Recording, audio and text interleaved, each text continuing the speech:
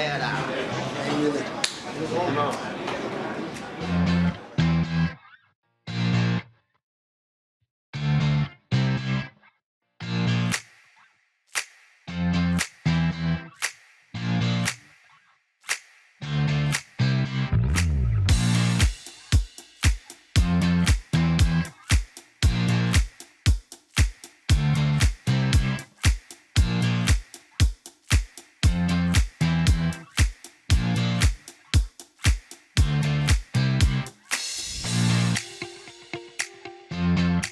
O futebol mudou, né? E a cabeça do jogador mudou também. O jogador hoje, ele pensa o quê? Né? Se o treinador dá no meio dele, como diz na gíria, cobra muito dele, xinga, né? Porque o treinador não cobra assim, oi, tudo bem? Por favor, você pode fazer isso? Não. O treinador cobra geralmente xingando, tá? É uma coisa normal no futebol, no dia a dia, né? E hoje o jogador, eu vejo que não aceita muito esse tipo de cobrança, né? Você precisa explicar pro jogador, porque vai tirar, tá? Aquela coisa. Eu acho isso errado, você tá entendendo? Então o jogador hoje acha muito chorão, né? O jogador fica muito... Né? E o treinador tem que cobrar mesmo, né? Qualquer treinador tem que cobrar do jeito que se cobra na bola, né? Eu sempre falo, né, que as leis da bola não mudam, né? Tem gente que discorda, mas tudo bem. Eu quero saber. O importante é que eu penso, né, que as leis do futebol não mudam, né? E essa lei não muda, né? O treinador cobra o jogador, não cobra, né, falando bonzinho, não, ele cobra xingando, que é uma coisa normal no futebol. É um pouco do episódio do Diniz com o Tietê? Também. Entendeu? Eu não acho que... Então as pessoas falam aquele episódio, né, do Diniz com o Tietê, a partir do momento que o Diniz fez aquilo com o Tietê, ele perdeu o grupo. Mentira! Não perdeu coisa nenhuma, pô. Que perdeu o grupo. Foi o grupo que não teve competência para ter uma regularidade e vencer o campeonato. Tava 8, quase, né? Pontos na frente do adversário. E o título estava nas mãos, só dependia só do São Paulo. Então acho que aquele episódio do Diniz, né, que você está citando, ele cobrou o Diniz e aí, qual o problema? O jogador não gostou, o grupo não gostou, o grupo não gostou. Eu acho que não tem nada a ver uma coisa com a outra. Você acha que isso acaba atrapalhando o futebol? Que é uma coisa que talvez tenha mesmo essa infiltração dessa mudança social, né, do dia a dia, da vida, né? Como as pessoas se comportam. Acho que se alastrou pelo futebol e o jogador fica com mais, né? Não quer ser bem tratado, quer que passe a mão na cabeça dele, não quer que talvez seja direto, não quer ser... Talvez o futebol precisa dessa linguagem direta, talvez tenha que ser ofendido mesmo, o jogador tem que aguentar isso. Eu acho que tem que passar por aí. Você fala da mudança de linguagem, né? O futebol não infelizmente, com rede social hoje, né, também, infelizmente, muitas coisas de fora acabam afetando o jogador dentro. É verdade isso, né? Não todo jogador, mas muitos jogadores são condicionados por isso, também pela rede social. Entendeu? Eu acho que... Bom, clube nem se fala, né? Os clubes hoje são muito reféns das redes sociais, né? Então acho que todos... A gente sempre dizia na bola, assim, antigamente, olha, as coisas de fora não podem afetar o nosso pensamento, que a gente pensa aqui dentro. Aqui dentro, o interno, né, as coisas aqui dentro que a gente tem que, né, resolver, se cobrar, né, aquela coisa toda, tá? Para as pessoas fora ver que aqui dentro, independente das divergências, das diferenças, a gente está no mesmo pensamento de vencer. Você não acha que os jogadores... Vou perguntar uma coisa, ver se você concorda, porque eu acho que isso afeta. O fato dos clubes ficarem tão fechados, ou seja, não tem treino fechado, a imprensa... Você não pode mais entrar no vestiário, aquela coletiva, você não está mais no treino vendo o jogador e chamando ele de canto para conversar um pouquinho.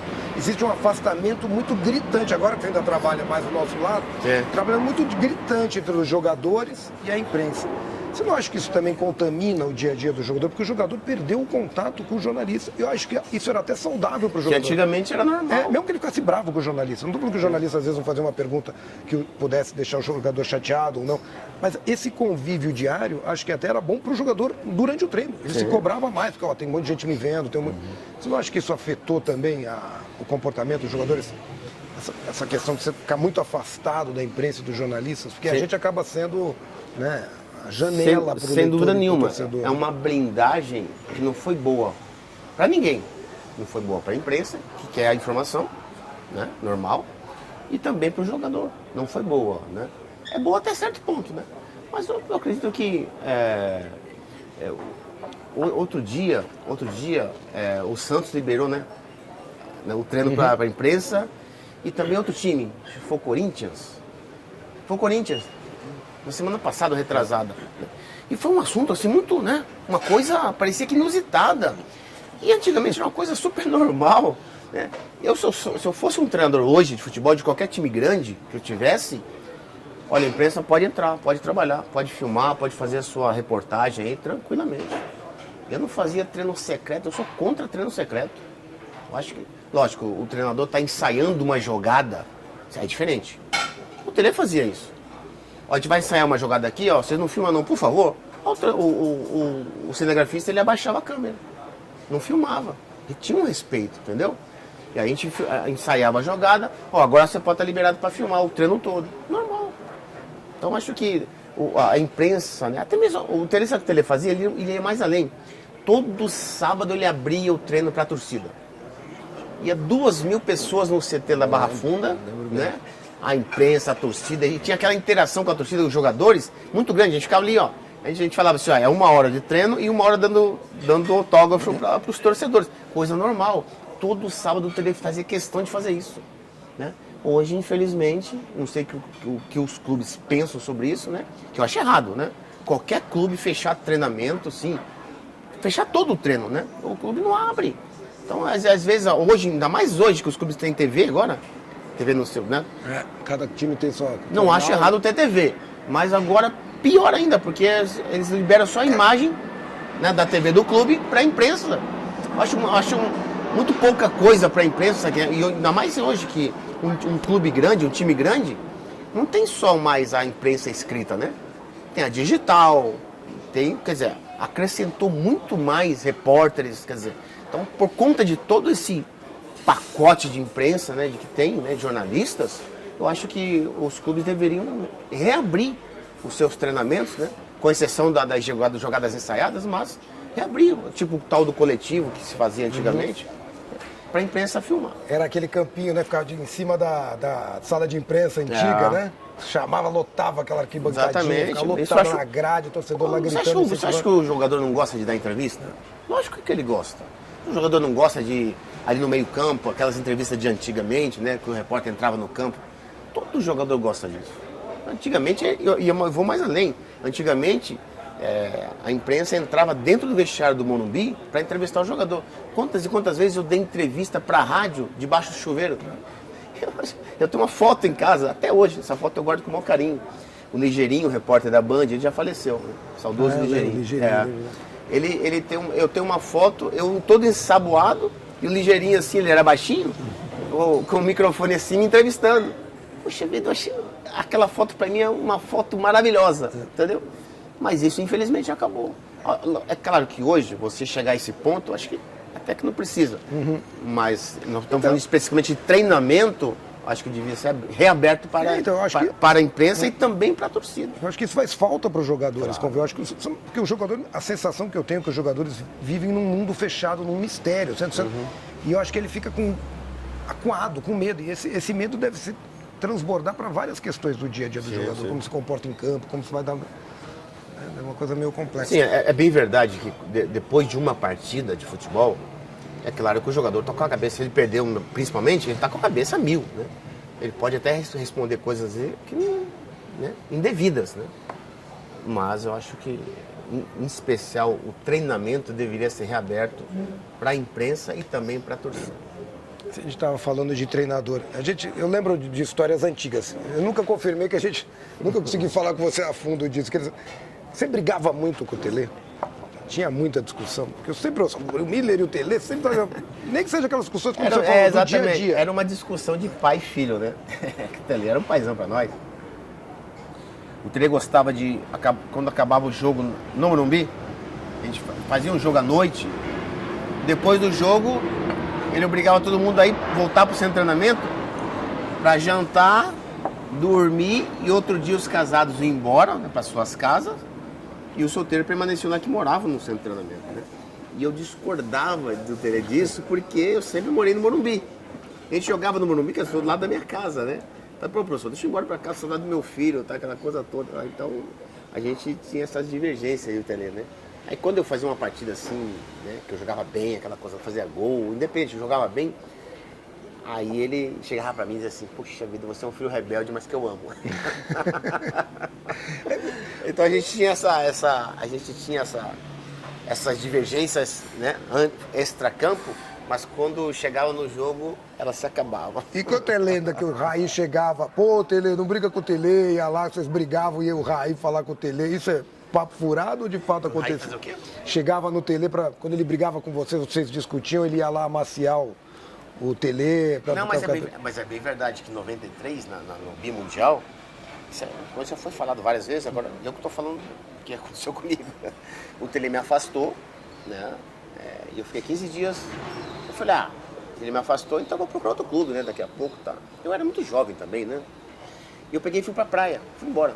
Fiquei 15 dias na praia, em Santos. Foi em Santos ou Guarujá, coisa assim. 15 dias.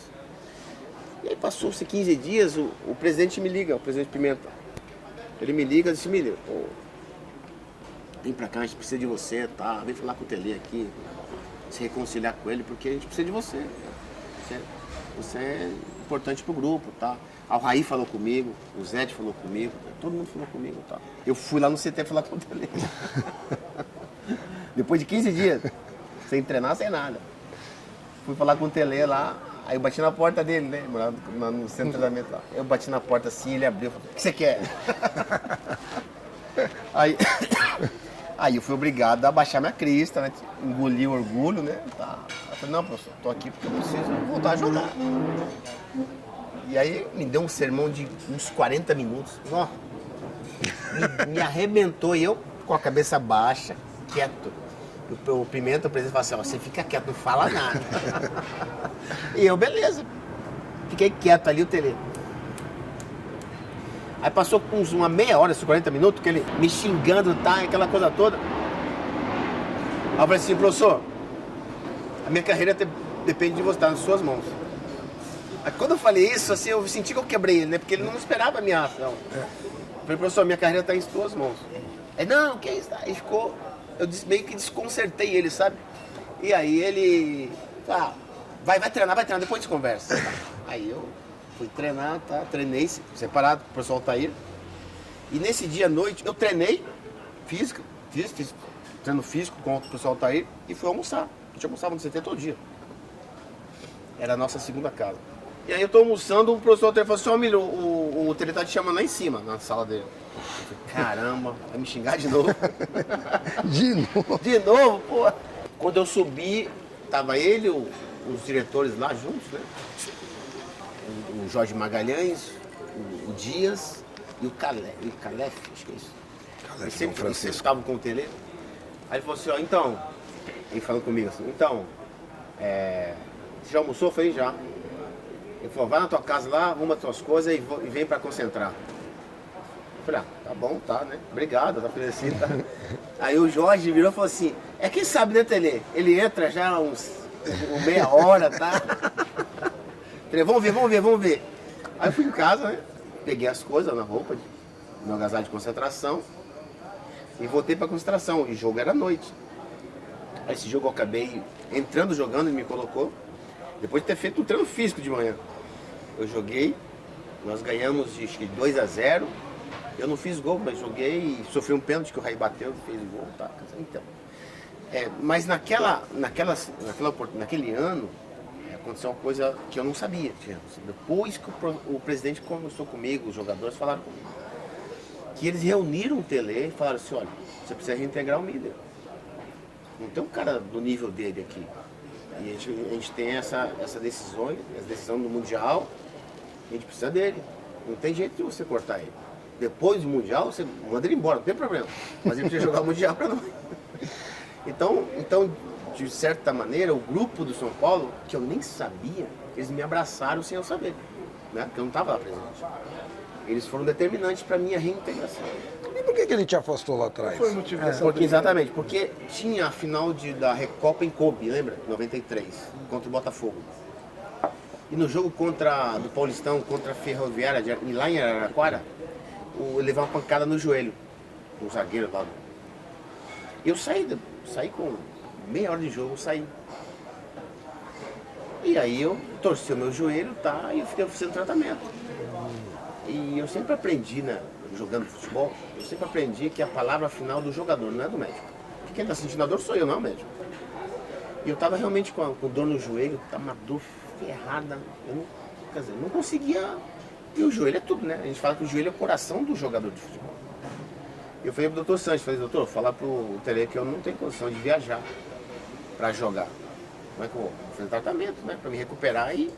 Porque naquela época também se jogava bastante, né? Nossa, jogo que não acabava mais. Jogo de quarta, domingo direto. Às vezes chegava terça, quinta e domingo. Tem dois jogos no mesmo dia, tá? Isso. E foi por conta disso que eu não fui viajar, não tinha condição de jogo. Ele achou que eu tinha. E eu falei assim, pô, mas você não tá sentindo minha dor. O joelho tá doendo. E eu fazendo tratamento cedo da tarde e à noite, 3 vezes por dia. E de qualquer maneira ele não acreditou, o São Paulo jogou e ganhou a Recopa. E quando ele voltou, ele me afastou. Tá bom, tô afastado, tá bom. Foi um castigo, né? É engraçado que isso é um clássico, né? Falar, o pessoal acha que o jogador tá fazendo corpo mole, tá baixando. Não, o castigo mas não era. Pô, eu sempre gostei de jogar no São Paulo. Eu tinha um prazer de jogar no São Paulo, muito grande. São Paulino, desde pequeno. E foi um castigo de 15 dias. 15 dias de castigo. Tem jogar. Esse time foi o melhor que você jogou na carreira, menino? Não. Aí eu joguei no Palmeiras, no São Paulo de 85, né? Ia chegar lá. Pita, Oscar, Careca, Sidney, Silas, aquele era um timaço. Aquele time lá era demais. Muito, até em termos de valores individuais, era melhor que o de 93. 92, 93, né? Só conquistou pouco, né? Não ficou marcado muito assim, porque conquistou só o quê? 2 paulistas e um brasileiro. O paulista de 85, 87 e o brasileiro de 86, que acabou em 87 contra o Guarani, aquela final inusitada. Mas o Palmeiras de 96 também. O Palmeiras é uma seleção. Né? Aquele esquadrão dos 100 gols, invicto. 50 jogos, 104 gols. Então era esses 3 times. Né? Os 2 São Paulo de 85 e 93 e o Palmeiras de 96. Para mim, os melhores times que eu já joguei. O Cilinho era parecido com o Tele ou era muito... A sensação, às vezes, que eles tinham mesma forma. Exigente, bravo, sério, mas... Sim, mas só que eles tinham algo em comum que eram treinadores pró-ataque, né? Eles não priorizavam muito a defesa. Futebol bonito. Então até que jogava só com volante.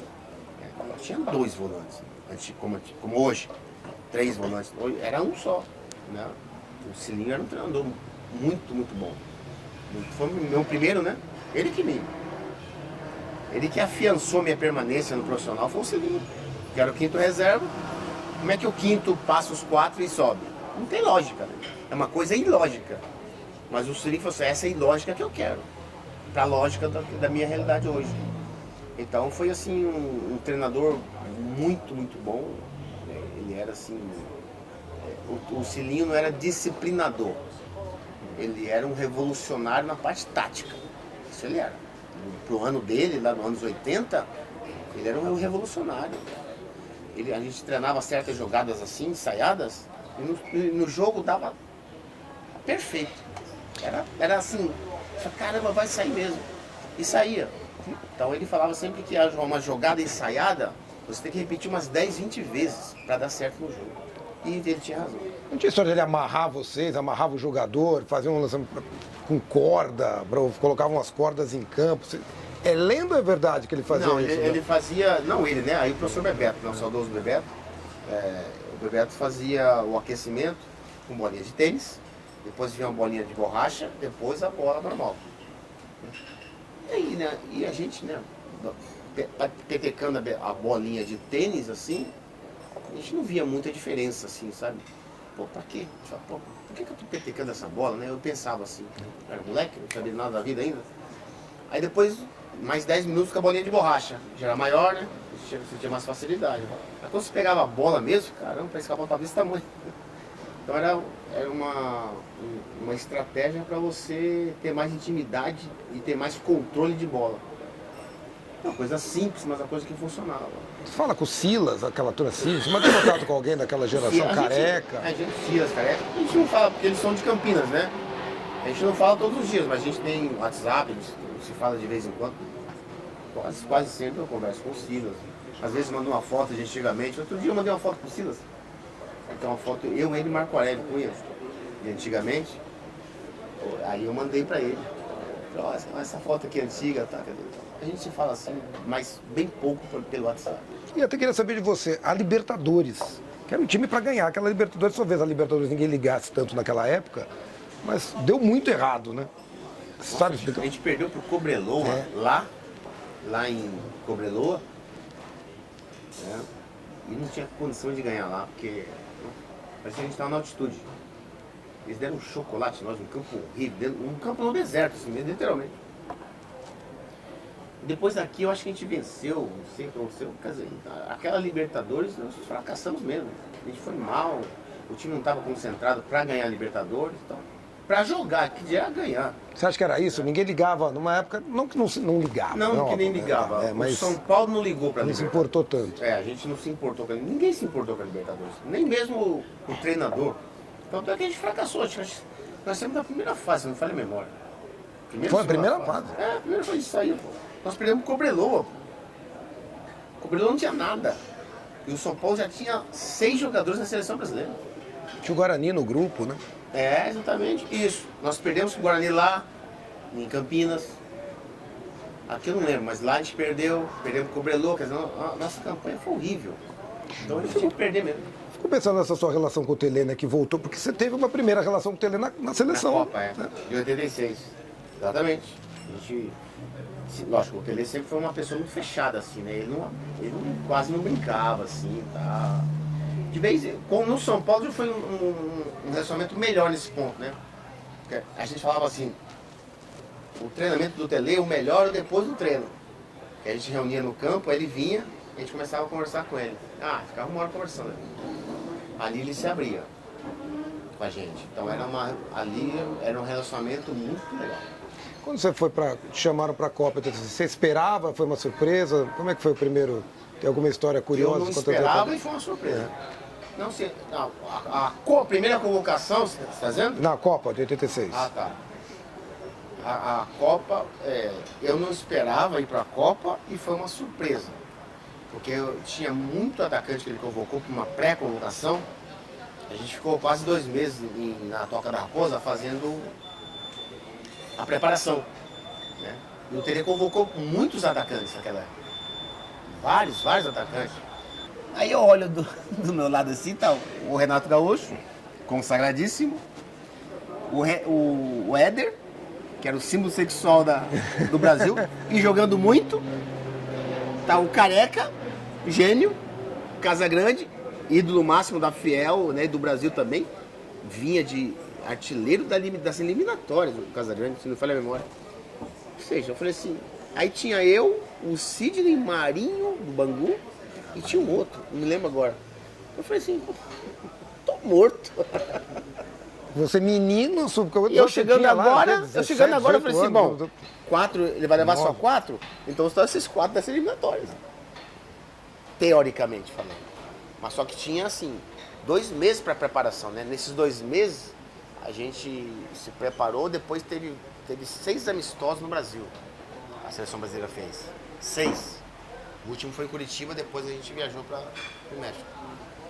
E nesse caminho, né, nesse processo, aí foi o Éder, o Renato por disciplina, o Marinho machucou, o Sidney machucou. Aí sobrou eu, o Casagrande e o Careca. A questão da disciplina, bem lembrada, a história da... Entendeu? Aí sobrou eu, o Casagrande e o Careca, e aí o Tele convoca o Edivaldo, que era do Atlético Mineiro. Depois veio jogar no São Paulo, aquela coisa toda, meu amigo. Aí foi nós 4 para a Copa do Mundo.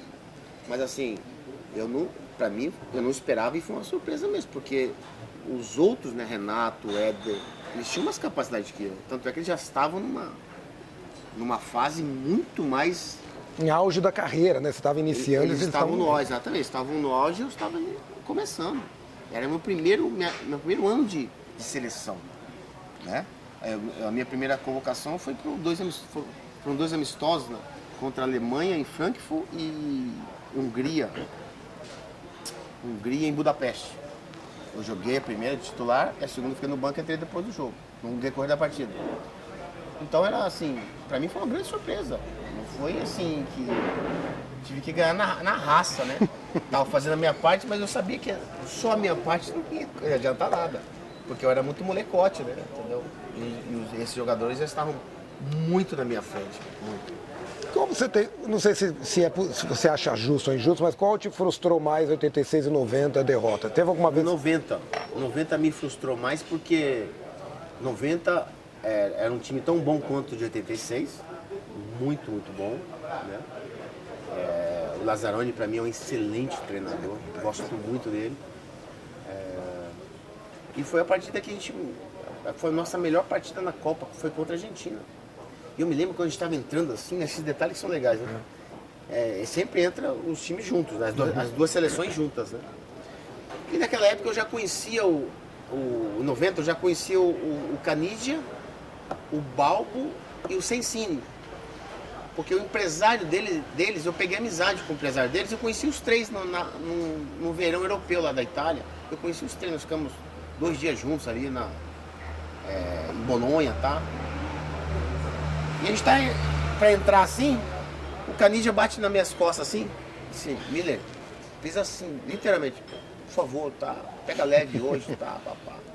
Aí eu via literalmente que eles estavam com medo da gente. Eu falei, caramba, hoje a gente vai arrebentar esses caras. Aí vai ser goleada hoje. E o nosso time é muito bom, né? E aí aconteceu o que aconteceu, entendeu? Olha, com 5 minutos de jogo, a gente tinha colocado 2 bolas na trave do gol do Pacheco. Uma com o Careca e outra com o Dunga. Quando você revê o jogo, porque as pessoas, eu te perguntar do Lazzaroni, que eu acho que a gente até fez um documentário sobre a Copa 90, porque a gente acha que o Lazzaroni foi visto como um vilão desnecessariamente, né, de maneira injusta. Nossa, até. O Lazzaroni O time talvez não tivesse futebol mais vistoso, mas era muito eficiente. O time era muito bom. O time, pra mim, era um timaço. Tanto é... Você falou do Lazzaroni, né? O Lazzaroni, ele inaugurou, vamos colocar assim, ele inaugurou os 3 zagueiros na Copa de 90, lembra? A imprensa massacrou ele. A imprensa massacrou o Lazzaroni. Aí eu fico olhando hoje, né? E aí eu lembro, né, desse dia, né, que o Lazzaroni falou assim, mira, eu vou jogar com 3 zagueiros. E nossos 3 zagueiros, 3 não, né? Ele começou com o Moser, Ricardo Gomes e o Mauro Galvão. Foram os 3 zagueiros da seleção. E no banco era Ricardo Rocha e tinha mais um, que eu não me lembro agora. Olha os 3 zagueiros da seleção. Moser, monstro. Zagueiraço. Pra mim, um dos melhores zagueiros que eu já vi jogar na minha vida. Que eu já joguei com ele. Na seleção. Mauro Galvão, craque. Zagueiro, craque. Mauro Galvão não sujava roupa, não precisava. Entendeu? E o Ricardo Gomes, que era um jogador muito, muito eficiente no Fluminense e depois no Benfica. Né? Olha os zagueiros nossos. E aí eu olho hoje, me fala um treinador no Brasil que joga só com 2 zagueiros. A maioria joga com 3 zagueiros. Quer dizer, então foi uma revolução do Lazzaroni naquela oportunidade. Né? Depois ele foi treinar a Fiorentina, tá? Jogar com aqueles 3 aí, eu queria, se eu fosse um treinador hoje, tivesse Mauro Galvão, Moser e Ricardo Gomes, eu colocava os 3 para jogar. Você tinha, porque você conversa disso, vocês conversam sobre essa, claro. Vocês relembram isso, falam, pô, faltou aquilo. Porque muita gente diz que esse time da Copa de 90 também foi o embrião, a base que deu sucesso para 94, né? Tanto é que a base de 90 estava em 94. Simples. Pode ver. Com exceção de alguns, né? Lógico, sempre tem perdas, né? Para a próxima Copa. Mas a maioria de 90 estava em 94. O fim do ciclo, jogadores mais cansados, já mais velhos. Exatamente. 90 é um novo ciclo. Que culminou. Que ganhou em 94. O que deu certo em 94, que não tinha dado em 90? Assim, na seleção brasileira, sempre teve. Em 90, especificamente falando, 90 não tinha assim organização. Era tudo uma várzea mesmo, entendeu? É verdade. Mas não é culpa do Lazzaroni, não. Eu não acho que é culpa dele. É culpa dos jogadores mesmo, entendeu? Então a gente não tinha assim o tal do compromisso, né, com a Copa do Mundo, né? A gente teve vários problemas que deixaram assim afetar, né, o relacionamento do grupo, tá, aquela coisa toda. História do patrocinador. O patrocinador da Pepsi, né, tinha aquela coisa toda, tá, que uns concordaram com o valor, outros não, a maioria não. Então tudo isso, né, contribuiu para o nosso insucesso. Né? Mas a seleção, como eu disse, era muito boa. Em 94 não tinha nada disso. Em 94 disse, olha, não vão deixar entrar aqui jornal, não vamos ler nada do Brasil, né? Não vamos ler nada de fora. A gente recebia as fitas, né, do Domingão do Faustão, de novela que a gente assistia. 94. Só. E aí a gente reunia quase uma vez por semana, se reunia para dizer assim, olha, vamos fazer isso, vamos fazer aquilo, quem está contra, quem está a favor, vamos chegar no consenso. Coisa que a gente não fazia em 86 não fez em 90 e fazia em 94. Então tudo que a gente deixou de fazer em 90, a gente fazia em 94, de bom. Né? Sempre prestigiando o grupo. Né? Então isso foi, eu falei, olha que eu olhei assim, opa, a gente vai ser campeão. A gente se reunia para debater qualquer coisa que envolvia o grupo, a gente se reunia, sem a comissão técnica. A gente se reunia, e lógico, os mais velhos, né? Isso que eu ia perguntar, tinha algum líder? Os mais velhos de Copa tinha voz ativa, né? Eu, Dunga, Romário, Bebeto, Tafarel, né? Então a gente já tinha uma voz ativa maior, né? Por conta do nosso tempo de seleção. Isso é uma coisa normal também, entendeu? Ricardo Rocha, Ricardo Gomes, esse pessoal já tinha uma voz, né, bem respeitada no grupo por conta disso, né? Um time muito experiente, muito talentoso e experiente, se parar para pensar nesse 94. Era um timaço, né? 94 também era um timaço. Gosto muito. E nós ganhamos aquela Copa, poxa, imagina só, a gente ia para 24 anos, né, na fila, né? É muito tempo Já tá chegando de novo. Né? Vai equiparar, né? Agora pode ser que fique uns 50 anos. E o que tá faltando para essa seleção brasileira? A primeira foi um treinador. Falta um treinador, né? Quer dizer, olha, a minha esposa pediu para mim não falar besteira, senão ela vai brigar comigo. Eu estou me segurando aqui. Veja bem, quando o Scaloni foi contratado pela seleção da Argentina como treinador, lá antes da Copa América, nós sabemos a história, e depois deu no que deu, eu fiquei muito feliz com o sucesso do Scaloni. Sabe por quê? Porque foi um tapa na cara do nosso orgulho. Porque eu acho que nós brasileiros nós somos muito orgulhosos, prepotentes, que a gente acha que nosso país é o melhor futebol do mundo, não é há muito tempo. Deixou de ser há muito tempo o melhor do mundo. Se tivesse o Scaloni no Brasil, o Scaloni até então, ele não treinou nada, não tinha treinado nenhum time, era um estagiário. Se fosse nós aqui, o Scaloni no Brasil, ninguém colocaria ele na seleção. Ninguém, nem eu. Ninguém mesmo. Verdade. Todo mundo diz, não, peraí, não deu nada, é o estagiário. Treinou onde? Cadê o currículo dele? Cadê? Ele não tinha nada. Ele só tinha a capacidade dele que ele sempre teve. Né? Tem dois auxiliares técnicos maravilhosos, que é o Pablo Aimar e o Samuel, que ele é zagueiro que era da Inter. Né? E olha só o sucesso que ele teve na Copa do Mundo. Todo jogo ele colocou uma escalação diferente. Né? A Argentina, quando perdeu o primeiro jogo para a Arábia, eu disse pro meu colega assim, ó, vai ser campeão. E você tá louco? Eu falei assim, você vai ver. Aí a partir do segundo jogo, eles jogaram como campeão. Eles junto com a França. Os dois estavam no nível assim, ó, igual. Até a final. Então, essa vitória do Scaloni, esse sucesso dele, é um tapa na cara no nosso orgulho brasileiro, que é orgulhoso, acha que o futebol é o melhor do mundo. Nós não somos os melhores do mundo há décadas. Você acha que por tudo isso, o Fernando Diniz, por exemplo, poderia... Exatamente. Você falou onde eu queria chegar. Por que não coloca o Fernando Diniz? O presidente da CBF está rodando a Europa inteira atrás de um treinador estrangeiro. A gente sempre foi campeão com um treinador brasileiro. Tudo bem que as seleções do passado eram muito, muito boas, né? Em 2002 tinha 3 jogadores decisivos. O Ronaldo, os dois Ronaldo e o Rivaldo. O Rivaldo acho que foi até mais decisivo que o Ronaldo. Se você olhar o pé da letra. Então já não acontecia mais em 2014, 2018, já não tinha mais esses grandes jogadores decisivos, né? Mas eu colocaria o Diniz mesmo na seleção. O futebol que o Fluminense está apresentando aí, futebol bonito, futebol que todo mundo gosta. Todos os jogos do Fluminense eu assisto, desde o Campeonato Carioca. Só porque o Diniz faz o time dele jogar num futebol agressivo, pra frente, objetivo e com resultado de vitórias. Entendeu? Por que não colocar o Diniz lá? E você acha que até o Fluminense foi meio um exemplo de perseverança, né? Isso que você está falando da Argentina, que não se abalou. Parabéns pro presidente do Fluminense. Ele pegou o Diniz de volta e disse, ó, você não sai. E no ano passado já, se não me falha a memória, eu acho que eu não estou errado, o presidente renovou o contrato do Diniz, do Fernando Diniz. E fez certo. Olha o Fluminense como está jogando. Todo mundo está admirado, sim, está admirando o futebol do Fluminense. Entendeu? E, repito, para mim o Flamengo é o melhor time da Sul-América. Para mim. Mas o melhor futebol que ele está jogando hoje é o Fluminense. O melhor. Palmeiras, assim, chega perto. O Flamengo, se o Flamengo decidir jogar mesmo os jogadores, ninguém segura. Pela muita qualidade que tem. Mas o time do Fernando Diniz... Imagina só o Fernando Diniz do Flamengo. Nossa.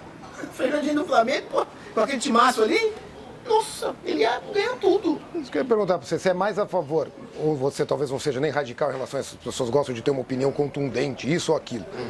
Você é contra um treinador estrangeiro? Você acha? Não, mas ao mesmo tempo, exatamente. Porque a gente o Diniz eu acho que pode ser uma boa, mas... Exatamente. Eu não sou tem contra, gente que é radical. Eu não sou contra, eu não sou contra. Desde que venha os top, né? Muita gente baba ovo com Guardiola. Eu já não babo ovo com Guardiola. Até porque o Manchester nunca ganhou uma Champions. É um fato. Entendeu? Eu já babo ovo com o Ancelotti. Porque o Ancelotti, ele sempre gostou do nosso país, Brasil. Ele sempre falou... Quando eu joguei contra ele na Itália, ele sempre falava pra mim, Miller, vocês são os melhores jogadores do mundo há décadas. Ele sempre falou isso. E ele ama treinar o jogador brasileiro. Você se lembra que o Kaká foi o melhor do mundo no Milan? Quem era o treinador? O Ancelotti. Que ele fez um esquema pro Kaká. Lógico, o time do Milan era um timaço. Tinha Cafu, Serginho... Mas o Kaká tava voando com ele, pô. O melhor fase do Kaká na Europa foi o Ancelotti no Milan. Entendeu? Vinícius Júnior, Rodrigo jogava no B do Real Madrid. O Zidane nem queria saber dele. O Zidane não queria nem saber do Vinícius Júnior. O Ancelotti chegou lá, colocou os dois, olha só o resultado. Porque ele gosta e sabe trabalhar com o jogador brasileiro. Não sei se ele vem por conta de que, poxa, ele treina o melhor time, o melhor clube do mundo, o time mais rico do mundo, que é o Real Madrid, mais importante do mundo. Todo mundo quer treinar ou jogar no Real Madrid. Ele tem contrato até 2024. Será que o cara vai sair? Vai pegar essa roubada da seleção, pode ser bonito pro perfil, mas... Se ele perder a Champions, que é uma possibilidade, porque claro, o Manchester está aí com sangue no olho para, né, o Guardiola vencer a primeira, mas do jeito que o Real Madrid está jogando, que eu vejo atualmente, é difícil ele perder. Difícil. Deve pegar o Manchester agora na semifinal, né? Vai pegar, Real e então, Manchester. Jogaço, duas finais. Pra mim a final é antecipada, mas tudo bem. É que tem Milan e Inter do outro lado. É porque diferença tá num evento lá na Itália, o Ancelotti falou pro Maldini assim, olha, eu não quero enfrentar o Milan na semifinal, eu quero enfrentar vocês na final. então eu acho que o Ancelotti seria uma boa, sim. O Ancelotti é um cara, assim, um treinador, ele quebra muitas coisas, assim, que os dirigentes brasileiros, né, a maioria, gosta de treinador que fica na beira do campo se esguelando. O Ancelotti, o chiclete na boca dele fala mais do que a voz dele. Tanto é que o torcedor madrilenho brinca direto, né? Quando vai lá no Santiago Bernabéu e coloca uma faixa assim, Ancelotti, quero seu chiclete. E a febre portuguesa, Miller? Abel, Jesus, você gosta de... São bons, mas você acha que... Pra mim, exagero? O melhor treinador português, já falei isso várias vezes, estou repetindo, o melhor treinador português pra mim é o Jorge Jesus, que passou aqui. O Abel é um bom treinador, ponto. Eu acho que o Jorge Jesus e o Mourinho tá muito acima dele. Agora o Abel, ele trouxe, né, resultado, né? Pô, tem 6 títulos, né? Em 2, 3 anos. Nossa, é impressionante, né? 8 títulos em 3 anos é muita coisa. Méritos pra ele. Mas eu não sou fã do Abel. Eu acho um treinador normal. Ponto. Eu acho que o revolucionário é o Jorge Jesus. O que ele fez no Flamengo em 1 ano e meio, ele ganhou 6. Jorge Jesus em 1 ano e meio. E era bonito de ver, né? Em 1 ano e meio de Flamengo, ele ganhou 6 títulos. E o Flamengo jogando aquele futebol que eu fiquei apaixonado. Era assustador. Mas ele mesmo falou isso, não sou eu. Ele mesmo falou que os jogadores falavam que amava ele. E a gente sabe que o europeu é frio, né? E ele falou assim, pô, eu via isso e ficava Ninguém nunca me falou isso. Então foi um casamento perfeito, né? O Jorge Jesus com o Flamengo, né? Em pouco tempo ganhar 6 títulos, pra você ver. Se ele ficasse no Flamengo até hoje, eu acredito que ele já tinha ganho uns 15. Se ganhou 6 em 1 ano e meio, faz a conta. Que não deu tão certo na sua carreira foi jogar na Europa, né? O que você acha que não deu? Ou o que aconteceu? Mas Conta essa história aí. É aquela tal lei do conforto, né? É interessante isso. Porque eu cheguei no Torino. O Torino, para quem não sabe, é um time como se fosse a Portuguesa de São Paulo. Não tem muito nome na Itália, mas é um time que todo mundo gosta por conta do acidente da Superga em 49. A simpatia da... Exato, então a simpatia de todos na Itália, principalmente. Todo mundo gosta do Torino, é um clube simpático ao torcedor italiano. E dentro de Torino é uma torcida como a do Corinthians, fanática. Eu chego no Torino no meu primeiro ano, o antigo diretor que estava lá, ele saiu e levou 7 jogadores titular pro Napoli. Quer dizer, desfez o time. E o time não contratou a altura, os jogadores italianos, não contratou a altura. Aí eles diziam na pré-temporada lá, os italianos, assim, olha, esse ano a gente vai brigar para não cair. E é o meu primeiro ano de Itália, né? E no primeiro ano mesmo, assim, a gente mal, assim, e tal, eu fiz 11 gols. Porque naquela oportunidade para a Itália fazer 11 gols é muita coisa, para eles, né? Eles falavam isso. E naquele meu primeiro ano, o Milan me queria. E no final, assim, faltava assim, 2 meses para acabar o campeonato, o Torino foi vendido para um novo proprietário, o senhor Jean Mauro Borsano, um banqueiro de Torino, um cara muito bem sucedido, por sinal. Ele comprou o Torino na oportunidade. E ele chega na primeira entrevista e diz assim, olha, a primeira coisa que eu quero fazer é não deixar o Miller embora. E eu vi isso na televisão. Eu queria ir embora mesmo. Falei, cara, um time grande, tá bom? Sair do São Paulo, cheio de grandes conquistas. Chega no Torino, você passando raiva, fome assim, de bola, de conquista, de vitórias. E aí ele conversava comigo e disse assim, ó, salva o time e tal, porque a gente estava brigando para não cair, né? Tinha chance de não cair ainda e tal. Aí quando a gente caiu para a Série B do campeonato italiano, eu disse, não vou ficar aqui não.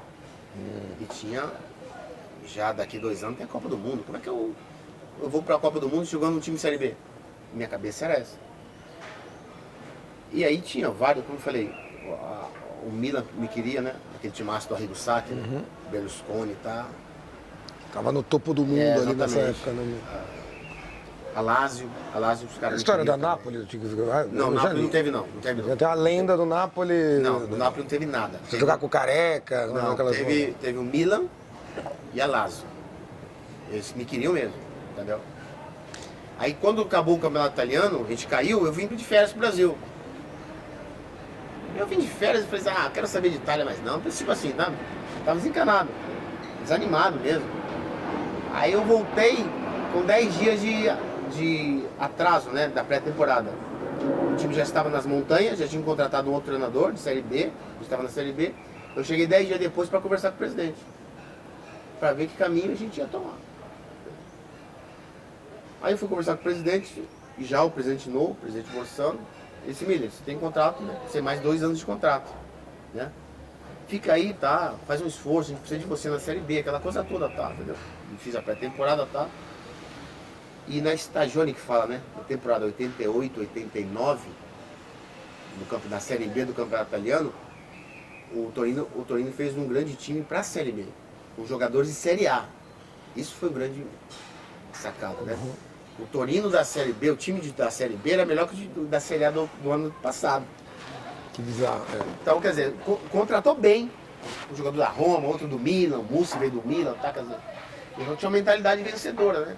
E naquela Série B eu passei, graças a Deus, arrebentei, fiz vários gols, tá? Passados 6 meses de Série B, isso foi em outubro de 88. Isso mesmo. O presidente fala assim, Mira, vamos um dia matina fora, vamos jantar fora? Eu falei, vamos. Eu tava com meu irmão nessa época, lá em casa, ele morava comigo. A gente foi jantar, meu irmão, o presidente e o diretor. Eu não gostava muito daquele diretor, que bom. Aí o presidente falou assim, o presidente, jantando e tal, sabia que o presidente queria alguma coisa, né? Claro. Aí nós jantando, o presidente falou assim, ó, eu quero que você fique no Torino. Eu falei, presidente, não vou ficar não. Eu vou acabar a Série B, porque a lei italiana, com 6 meses antes de acabar seu contrato, você pode assinar qualquer pré-contrato com qualquer outro time. Como hoje é na lei brasileira. Aí ele falou assim, pô, quanto você quer pra ficar aqui? Eu já estava ambientado no Torino, estava né, cidade boa pra caramba. Tá? Aí eu falei, eu quero tanto. Falei pra ele. Aí o diretor falou assim, você quer ganhar mais que o Maradona? Eu falei assim, não sou Maradona, sou Milan. Eu quero ganhar tanto, senão eu vou embora. Jogo a Série B, jogo, tá, depois eu vou embora. Falei pra ele. O presidente não falou nada. Eu não falei nada, então ficou assim. Jantando, tá presidente, tchau, boa noite, tchau, fui embora pra casa. Aí outro dia eu fui treinar, tá, passou. No próximo domingo tinha jogo em casa, contra o Monza. Eu fiz 2 gols. Jogou de 4-0, 2 gols meus. Jogou de 4-0. E nós arrebentamos, porque o nosso time era muito bom na Série B. Pra Série B o time era de Série A. Aí o presidente mandou me chamar de novo, me ligou. A secretária me liga de manhã, na segunda-feira. Acho que eu vou pagar o valor do Maradona, hein? Aí ele foi e falou assim, Amílio, ó, tem um contrato aqui que eu quero que você leia e você dá de acordo. Aí eu li, o contrato era até junho de 94. Lá era normal fazer contrato de 5 anos. A lei permite e era normal, sempre foi normal. Aí no que eu vi o valor, meu salário, no meu primeiro ano de Torino, eu não ganhava quase nada. É bem pouco. Aí quando viu o meu salário, foi o que eu pedi e colocou no papel. Livre de imposto. Falei, presidente, pode assinar já? Eu fiquei no Torino por causa disso. Por causa do contrato, que foi um contrato assim, eu era o segundo estrangeiro mais bem pago da Itália, na oportunidade, só que perdi com o Maradona. E eu estava ambientado com a cidade maravilhosa, cidade boa, tal, bem localizado, tá. Bom, esse somatório de coisas fez eu renovar o contrato com o Torino, na Série B. Aí ele falou assim, agora eu vou fazer um esforço para você voltar para a seleção brasileira. O presidente falou isso para mim. Eu falei assim, presidente, fique em paz, porque na Série B, meu... Ninguém vai me ver, esse que é o problema. Aí o que aconteceu? Acho que foi no ano de 89, no começo de 89, coisa assim. O Brasil ia fazer um amistoso contra a Itália, em Bolonha. O Lazzaroni era o treinador já. E eu não disputei a Copa América em 89. Eu cheguei para disputar e eu vi aquela bagunça, era uma transição, né? Chegando o treinador, acho que estava assumindo o Ricardo Teixeira, lembra? Eu peguei, vou ficar aqui não, voltei para a Itália. Falei, vou embora para a Itália. Eu voltei e fui embora. Não fiquei para a Copa América. Eu não quis ficar. Aí chegou uma semana antes, o presidente falou assim, Miller, eu tô sabendo que você vai ser convocado. Tô jogando na Série B. Exatamente. Aí passou meia hora, ele só falou isso e foi embora. Passou meia hora, a secretária, a Terezinha do CBF me falou, Miller, o Lazzaroni te convocou para o amistoso contra a Itália, em Bolonha. Ele se apresentar 2 dias antes no hotel tal. Eu fiquei muito feliz, né? Pô, voltando para a seleção depois de muito tempo. O pessoal estava te vendo, provavelmente. Acho que tem alguns jogadores que o pessoal não sai do radar, né? Mesmo... Exatamente, né? É verdade. Aí o que aconteceu? Quando chega em Bolonha, no hotel, tava eu e o Jorginho no quarto, lateral direito. Então, aí o Lazzaroni chegou no quarto e disse assim, então, eu gostaria de saber se você quer voltar a jogar na seleção, né? Porque eu sou um jogador importante, eu gosto do futebol, tá? Eu gostaria de contar com você para a seleção. Eu falei, não, professor, pode contar comigo, sim, claro, estou feliz por ter voltado, obrigado pela convocação, eu vou fazer de tudo para poder ficar junto com vocês aí, tá? Ele queria saber, né? Porque eu tinha deixado, né, a seleção naquela oportunidade na Copa América. E aí a gente fez esse amistoso, foi o quê? Foi contra a Itália, jogamos de 1-0, gol do André Cruz de falta. Depois teve outros amistosos, eu não me lembro agora de cabeça, tá? Em 89 a gente teve outros. Então, aí eu voltei para a seleção assim. Por que não ficou 5 anos lá no Torino, no salário do Maradona? Então, eu não fiquei porque eu sempre gostei de jogar no São Paulo. Sempre. Eu sempre fui desencanadão assim com dinheiro, você sabe? Eu falei, tá. Aí o Torino, quando subiu pra Série A, voltou pra Série A, ele contratou um novo treinador, Emiliano Mondonico. Só que o Emiliano Mondonico, ele não gostava de brasileiro. Né? E aí, quando ele chegou, depois de 3, 4 rodadas, ele já tinha me tirado do time. Eu fiquei chateado, porque caramba, tá, ficar no banco e tal. Quase não jogava mesmo. Tinha jogo que eu nem ia pro jogo sequer. Tava assim. Aí eu falei, presidente, vamos fazer o seguinte, meu. Deixa eu ir embora, não quero ficar aqui, não quero brigar com o treinador, não quero brigar com ninguém, eu quero jogar. Mas com o treinador eu não vou jogar, você sabe disso. Né?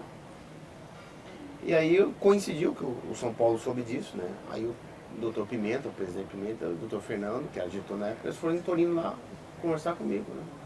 Tinha o Flamengo na oportunidade também que me queria.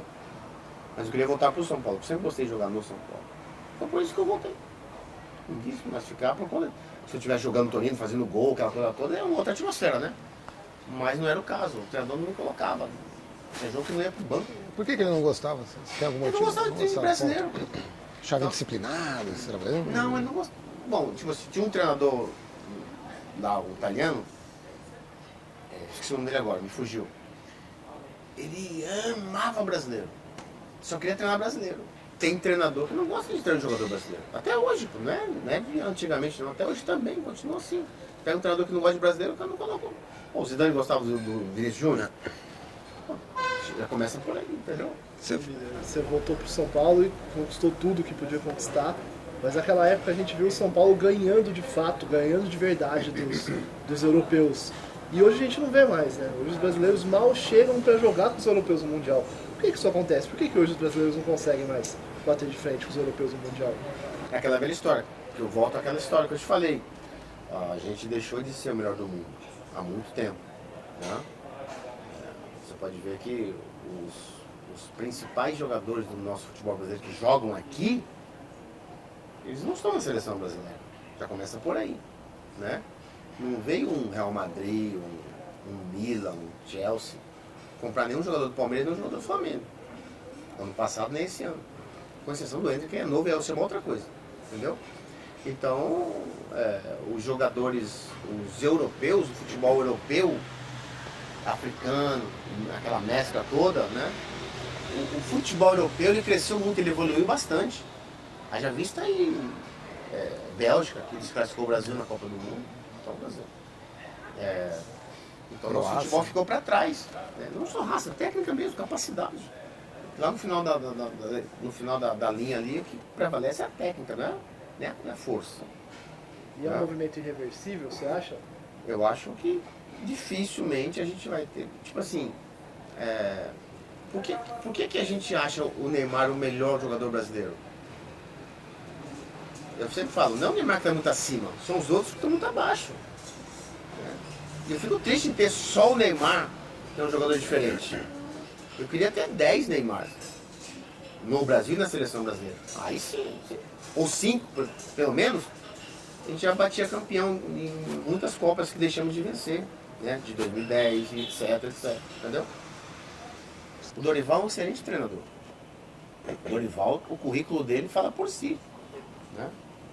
É claro que ele vai ter mais trabalho no São Paulo, porque não é o Flamengo que ele treinava, né?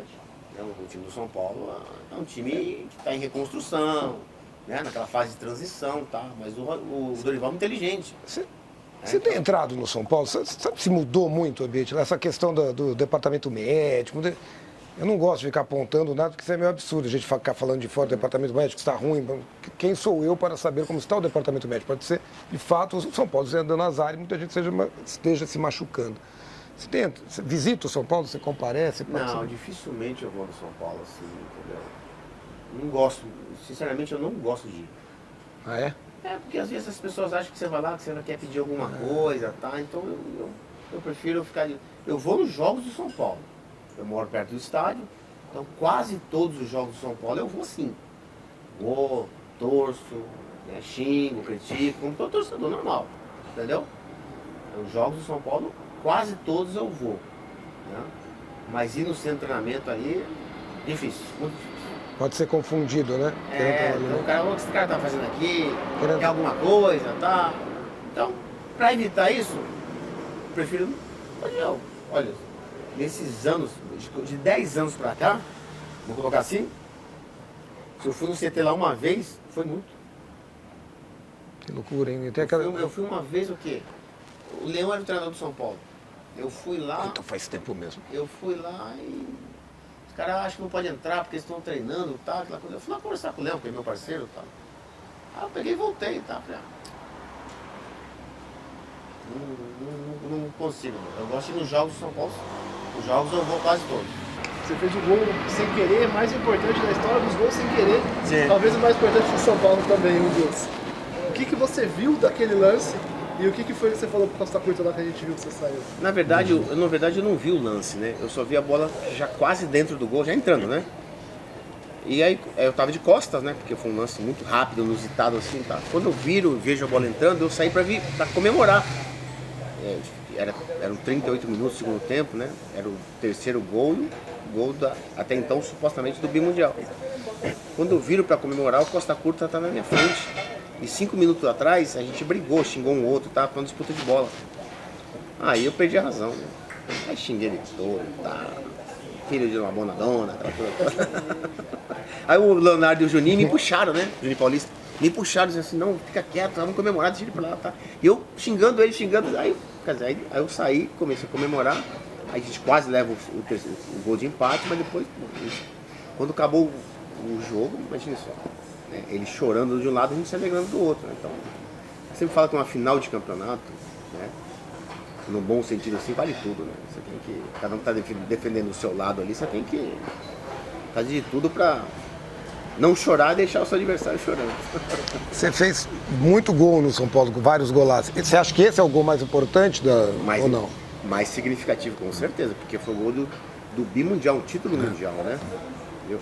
Agora, gol bonito não foi um gol bonito, foi um gol significativo. Né? Tanto é que a pergunta que eu mais respondo do São Paulino, né? Que as gerações de São Paulinos, elas mudam, né? Hoje tem uma geração que não me viram jogar. Aí eles perguntam, pô, aquele gol como é que foi, o que aconteceu, o que você falou com o italiano, tá? Aí, às vezes eu tô meio virado assim, eu falo, eu xinguei daquele jeito, tá? Eu tinha ido pro Everton, não deu certo, tal, voltei. Mas o italiano não me queria mais no São Paulo, né? Aí eu fiquei só treinando, tá? Aquela coisa toda, tá? Aí eu fui pro Japão, o Caxias Rei Sol, 95.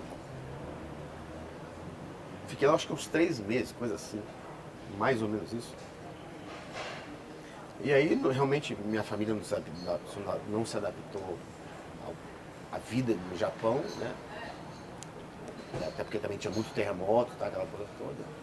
Eu também não gostei de ter jogado no futebol japonês. E eu vim embora. E bati na porta do São Paulo.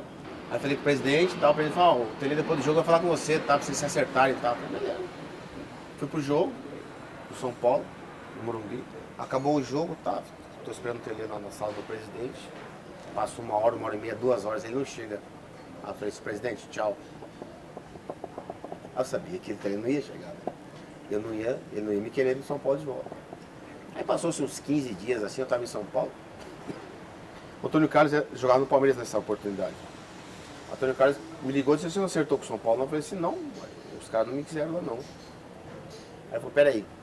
Aí deu 5 minutos, o Bruno me liga, tá pra Malate. Aí eu acertei com o Palmeiras. A história foi essa. São Paulo e nada deve ter ficado pé da vida ali, ou teve alguma... E depois você jogou no Palmeiras, participou do Super Esquadrão e voltou depois pro São Paulo, né? Porque eu sempre gostei de jogar no São Paulo, mas eu só voltei pro São Paulo, não foi por causa disso. Eu voltei no São Paulo porque o Palmeiras não renovou meu contrato. Tipo assim, uma renovação de contrato, vocês sabem, né? Ó, eu quero tanto, eu dou tanto. Aí você fica naquele dilema ali, entendeu? De negociação, que é uma coisa normal. Entendeu? São Paulo me fez uma proposta para me voltar pro São Paulo. Eu, inteligentemente, prudentemente, eu apresentei essa proposta para o Brunoro, né, para a Malate, assim, em cima desse contrato que o São Paulo está me oferecendo. O que vocês podem fazer? O Brunoro falou assim, nada. Eu falei, tá bom, então tchau. Mas eu queria ter jogado a final da Copa do Brasil. Como é que você não quer jogar? Final, pô? O final você se valoriza, tá, etc. Aquele timaço, aquela seleção. Eu queria até, falei, faz um seguro aí pra mim jogar. Aí eles não quiseram. Eu falei, tá bom, então vamos renovar o contrato. Eu não quero sair daqui. Pô, vocês abriram as portas pra mim, eu sou agradecido. E o time do Palmeiras é uma seleção, como é que eu vou sair daqui? Pra quê? O São Paulo tava em reconstrução, aquela coisa toda, pá. Aí eu falei, não, em cima dessa proposta do São Paulo a gente não pode fazer nada. Claro. Então eu vou ficar, vou embora. Posso ficar. A história é essa. Você acha que você tem uma relação de amor e ódio com a torcida do Palmeiras ou não? Não, acho que o Palmeiras os caras... Porque ao mesmo tempo você participou de um time massa. Que toda a torcida do Palmeiras, não, ninguém é unanimidade, né? Mas a torcida do Palmeiras me respeita, eles gostam de mim, aquele pessoal que presenciou naquela geração dos anos 90, 96, aquele timaço lá. Todo mundo que eu encontro, poxa, de vez em quando eu vou nos jogos do Palmeiras, no Allianz Parque agora, eu vou assistir. Sempre fui bem recebido no Palmeiras, até hoje. Então eu tenho um carinho muito grande e uma gratidão pelo Palmeiras. Como foi vencer pelo Cruzeiro o São Paulo na final da Copa do Brasil? Para o Cruzeirense uma festa, para o São Paulino, todo São Paulino acho que lembra, pô, o Miller estava naquele time. Lógico, pelo coração eu fiquei triste, mas pela razão eu fiquei feliz, né? Entendeu? Nós vencemos aquele título, era o único título que faltava para mim. Em termos de título mesmo no Brasil, eu não tinha a Copa do Brasil. Né? Esse título eu não tinha. E o time do Cruzeiro era um time máximo, muito bom. No banco estava eu, Fábio Júnior, Marcelo Ramos, olha só os 3 atacantes do Cruzeiro que estavam no banco naquela oportunidade, naquele jogo. Eram esses 3 atacantes que estavam no banco. E nós entramos, nós 3 no jogo, porque tinha Oséias e Giovani, que eram os atacantes que estavam jogando. E nós conseguimos, né, virar a partida e vencer aquele título, né? O título maravilhoso, poxa vida. Até hoje eu tenho um carinho muito grande pelo Cruzeiro, pela torcida, mas eles me abraçaram em Belo Horizonte. E eu sou muito grato ao Cruzeiro, né? Zezé Perrella, família Perrella, pessoal muito gente boa. Gostei bastante de ter jogado no Cruzeiro. Você falar da aventura no Fernandópolis, de jogar lá. Ele foi... Pô, ele tinha 49 anos, né? Aí o presidente lá queria uma publicidade e tal, né? Aí eu fui por conta disso. Pra jogar com 49 anos, passar raiva. E estreiei o último jogo e fiz um gol. Lógico, o gol tava vazio, né? Não, mas ali foi só isso, né? Tanto é que eu joguei uma partida e realmente a proposta, né? O nosso acordo era eu jogar assim, algumas partidas e consequentemente eu virar o treinador do time. Foi isso que aconteceu. Mas quando aconteceu isso, que eu joguei, não quis mais jogar, fiquei treinando, fiquei ali eu já não quis mais ficar nem de treinador. Falei, vou passar raiva aqui, o cara vai me dar uma opinião, eu já não vou aceitar. Então, pra não brigar, é melhor eu sair, entendeu? Você teve algumas experiências como treinador, né? É uma coisa que você quer seguir como treinador? Ou... Não, foi assim, o meu irmão sempre começou a encher minha paciência. O teu irmão, pô, você tem que ser treinador pelo nome que você tem, você é muito inteligente e tal, você vê o jogo assim, pô, muito bem, tá, papá. Encheu minha cabeça assim muito tempo. Aí em 2009, eu estava em São Paulo sem fazer nada, assim, não estava trabalhando. Aí um presidente do Grêmio Maringá, na oportunidade, ele falou, pô, vem treinar o Grêmio Maringá aqui uns 6 meses, em outras palavras, fazer uma clínica de futebol aqui, porque precisa reformar, restaurar a equipe, etc, etc, etc. Gostaria que você participasse desse projeto, tá? Aí eu falei, tá bom. Aí eu fui com os meus irmãos, tal, uma turma, né? Um staff. E fiquei 6 meses em Maringá, cidade maravilhosa, gostei muito de Maringá, nova cidade boa. Fiquei 6 meses, acabou meu contrato de 6 meses, eu voltei. Aí foi 2010, né? Em 2010 eu fiquei em São Paulo, só fazendo evento, aquela coisa toda, não trabalhava mais. E aí surgiu no segundo semestre para mim treinar o Imbituba de Santa Catarina. Né? Time pequeno, que subiram para a primeira divisão do Campeonato Catarinense. Era um investidor de São Paulo que estava bancando o time lá. Aí ele me chamou para ser treinador. Aí eu fui, estava sem fazer nada, falei, eu vou. Né? E também gostei muito, né? O estado lá é maravilhoso, né? Muito bom. Né? O time era pequeno, né? Recurso pequeno. Time pequeno, tudo é pequeno. Por mais que você tenha uma mentalidade grande, a realidade é pequena. Exatamente. E aí nós ficamos lá, eu treinei o time lá. Aí nós jogamos com um jogador irregular contra o Criciúma, perdemos 5 pontos. Aí esses 5 pontos levou a gente para a lanterna do campeonato. Aí isso matou o grupo e nós acabamos voltando para a segunda divisão. Aí em 2011 eu voltei. Aí quando eu voltei, um colega meu me ligou da Globo. Isso que é a minha pergunta Exatamente, final. me ligou, aí o Marquinhos Moura era o chefão da Globo ainda, né? São Paulino Roxo. Ele me liga e disse assim, ó, eu quero que você volta para ser comentarista aqui no Sport TV. Né? Eu também estava já sem fazer nada também esse dia. Tava jogando bola à noite, ele me jogou um dia à noite, uma quarta-feira à noite. Eu falei, tá bom, ele falou assim, ó, e já passa aqui, pega o material e sábado já tem jogo, ó, da Portuguesa pela Série B, você vai fazer o jogo. Assim. Aí eu voltei pro Sport TV em 2011. Fiquei até 2014 no Sport TV. Ano de Copa do Mundo no Brasil. Estava escalado para jogos no Nordeste, não sei onde. Aí eu fiz o quê? Meu contrato ia acabar em junho de 2014. Aí eu não quis mais ficar porque eu já estava de saco cheio de televisão, tá? E eu estava querendo ficar com a minha mãe em Campo Grande. Falei, minha mãe tá meio doentinha assim, eu vou ficar esse ano de 2014 ficar com a minha mãe. Aí eu pedi demissão em março de 2014 da Globo. Pedi demissão e fui para Campo Grande ficar lá com a minha mãe. Fiquei lá até setembro de 2014. Fiquei com a minha mãe lá. Aí eu falei, mãe, agora eu vou voltar para São Paulo, preciso trabalhar, né? Preciso fazer alguma coisa, etc. Tá? Aí eu voltei para São Paulo em 2015. 2015, 16, fiquei sem fazer nada. Aí a Gazeta me chamou em 16 ou 17 para mim trabalhar. Como eu já tinha passado na Band, na Globo, né? Eu já tinha uma certa experiência como comentarista, assim, já tinha, né, aprendido, né? Errando muito, aprendi bastante. E aí eu fiquei, quando eu cheguei na Gazeta, tipo assim, na Band e na Globo, eu olhava para a câmera, eu tinha medo. Intimidava a câmera. Eu não estava acostumado com aquilo, né? Bem verdade isso. Aí quando eu cheguei na Gazeta, hoje eu engulo a câmera da Gazeta. No UOL 18 foi ótimo também. Entendeu? Então, por quê? Porque eu, ao longo dos anos, eu fui aprendendo com os erros, errando, e fui, para mim eu falo que como comentarista, a Band, que é uma casa muito boa para trabalhar, e a Globo, foi uma escola. Uma escola, assim, uma faculdade, né, no caso, que eu aprendi bastante a ser um comentarista, que eu não era. Eu não sabia falar. Isso que eu ia te perguntar, você acha que as pessoas foram, no início, talvez tenham sido muito intransigentes, porque você foi, naquele início na Globo, isso que eu queria saber, você ficou muito chateado, você foi muito criticado no início, né? Uhum. Até a própria mídia, a menina não tá indo bem, tá comendo...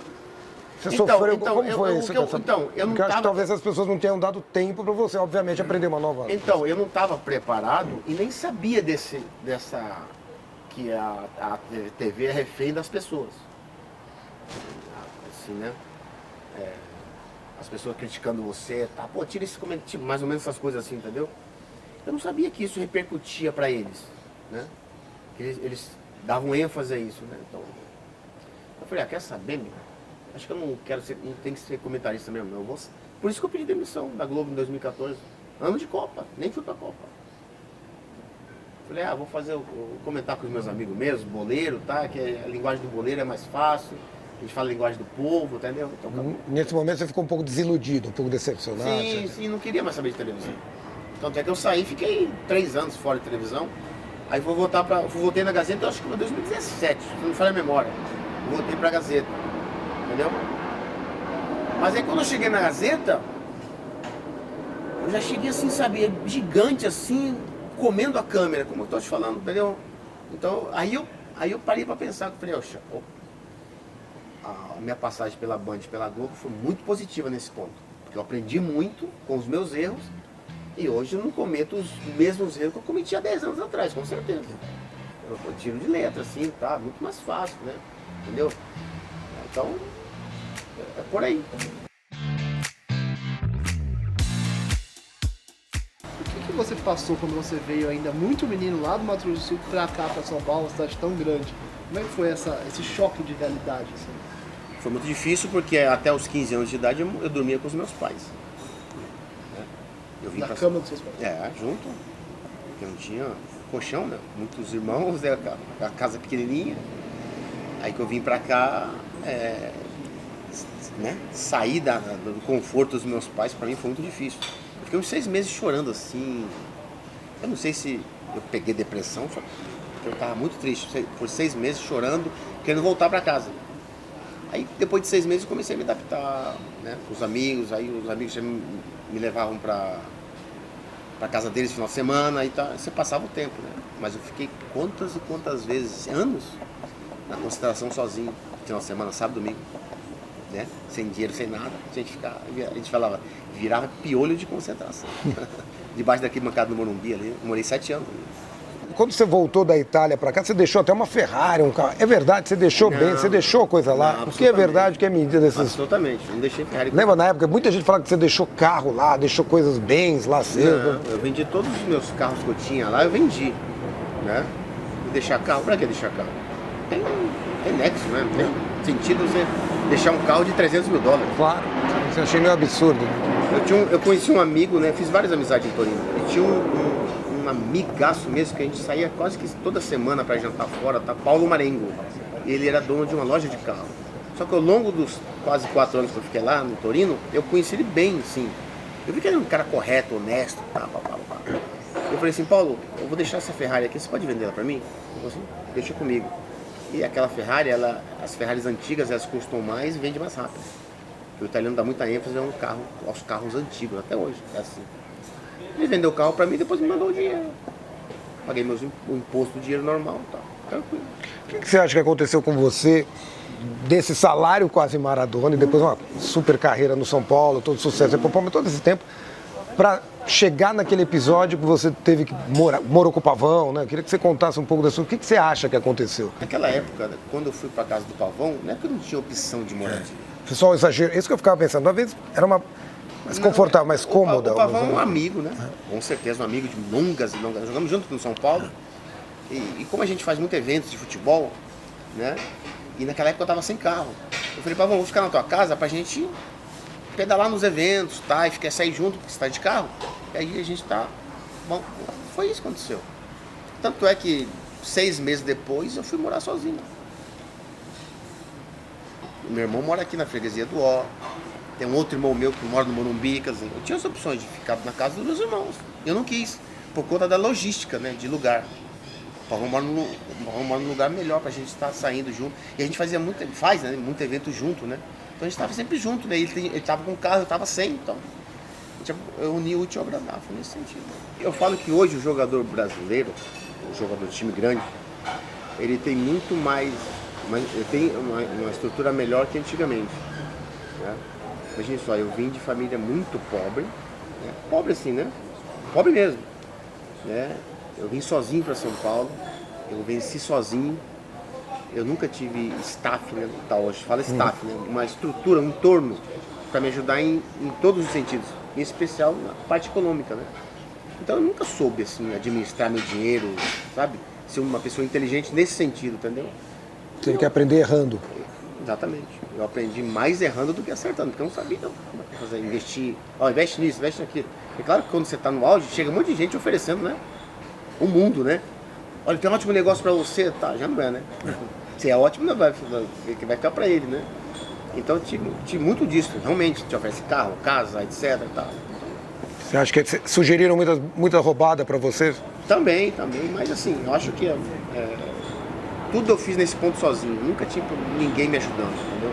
Esse é um grande erro, porque você precisa de gente te ajudar, né? Hoje eu vejo um jogador de futebol que tem um empresário, tem um pai, tem um entorno assim, né, ajudando ele, isso eu acho muito bom, porque eu não tive isso. Você acha que você não teve porque você tinha medo de confiar em alguém? Também. Também. Medo. Hoje, quando você para pra pensar e ver o que aconteceu, o que você... É porque você não tinha... Imagine só, minha carreira sempre foi solitária nesse ponto, né? Entendeu? E não tinha gente pra me ajudar. E eu não confiava em ninguém também, né? Então, é muito difícil complicado você vencer sozinho, né? Entendeu? O jogador hoje, quando eu vejo que tem um staff do lado dele, ajudando ele economicamente, etc, eu acho muito positivo, eu acho muito legal, muito bom. Significa que esse jogador, quando parar, ele não vai ter o mesmo problema que eu tive. às vezes é tempo, né? Eu acho que às vezes você tem que pensar tanto no campo, acho que o sítio de alguns jogadores é tanta coisa ali para... E a carreira, você sabe que ela é muito meteórica, ela é muito dinâmica, né? Você não tem tempo para estar sentado aqui dando entrevista, porque amanhã você tem que concentrar, você tem que viajar, você tem que jogar, você não tem muito tempo para a família, você não tem tempo para nada. O jogador de futebol vira refém mesmo, vira produto do meio mesmo. É uma coisa que passou para você, ou você pensa nisso, ainda fica um pouco chateado quando você para pensar, ou é uma coisa que você já digeriu e bola para frente? Já se passou muito tempo, né? Mais de 10 anos que aconteceu isso, né? Eu não me, assim, também tem um detalhe, não me arrependo de nada que eu fiz. Acho que tudo que a gente faz, a gente tem que passar e aprende com isso, entendeu? Hoje eu vivo muito mais feliz que antes. Entendeu? Vou abrir um parênteses aqui, né? Já que eu sou evangélico. Um dia, uma certa feita, eu falei com Jesus assim: pô, Senhor, o Senhor me permitiu, né, deixou perder tudo, né? Por quê? Né? A gente, quando acontece alguma coisa na nossa vida, a gente pergunta, né? Por que isso? Por que aquilo, né? Eu perguntei para Deus, né, por quê? Ele diz assim: eu permiti você perder tudo para você encontrar tudo, que sou eu. Então, eu alegrei meu coração, fiquei feliz, entendeu? Hoje, realmente, eu me sinto muito mais feliz ganhando muito menos do que eu ganhava antes do que antigamente. Você ganhava muito. Hoje eu sou muito mais feliz, comigo mesmo, falando.